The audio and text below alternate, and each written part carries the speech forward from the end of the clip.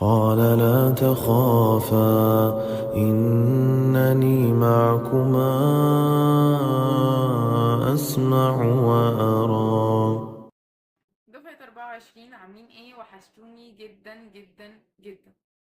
عايزة اتكلم في كذا حاجة بخصوص الاحياء، بس قبل ما نبدأ الفيديو ما تنساش تصلي على النبي كالعادة. اول حاجة يا حبايبي عايزين نتكلم فيها، وهو انك لسه ما خدتش الاجازة. انت وقفت مذاكرة بناء على ايه؟ حضرتك انت دلوقتي لسه ما خدتش الاجازة. مفيش حاجة اسمها المادة الاخيرة ما تتذاكرش. مفيش حاجة اسمها كروة المادة عشان هي اخر مادة. الكلام ده مش موجود. انت دلوقتي خلاص فاضل شويه صغيرين خالص عن امتحانك، ولسه ما بداتش في الاحياء. هعمل ايه؟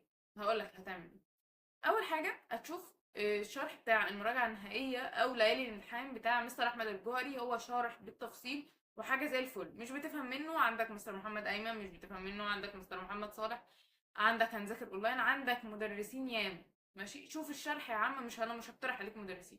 بس بقى في فيديو مهم جدا انت لازم تشوف. هو الفيديو ال7 ساعات بتاع دكتور بوبا اللي على قناة اليوتيوب بتاعته. علشان خاطر الفيديو ده هو بيحل معاك فيه اسئلة كتير وبيربط لك المنهج. الاهم من المنهج تربيطه، عشان انت في الامتحان هيكون المنهج متربط، مش بيجيب لك المعلومة صريحة.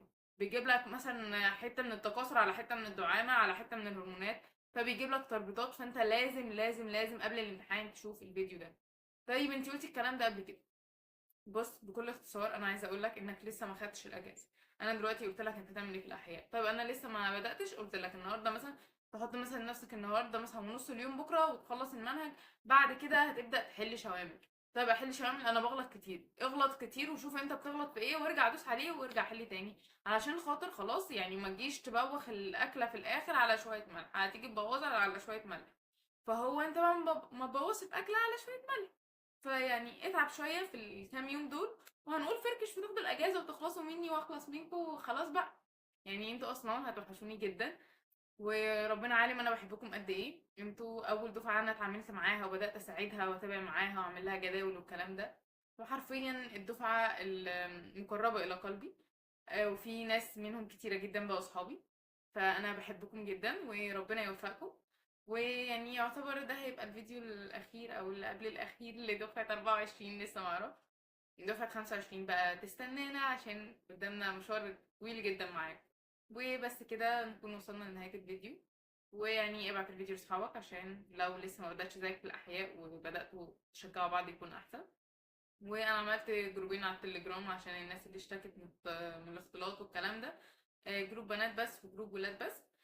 وبس كده بحبكم جدا، واللي محتاج اي حاجه يبعت لي انستا او تليجرام او فيس. كل اللينكات تحت صندوق الوصف. وبحبكم جدا. ولو لسه عايز تعرف تعمل ايه في الاحياء بالتفصيل شوف الفيديو اللي فات برضه هحط لك اللينك بتاعه تحت. وبس كده. سلام.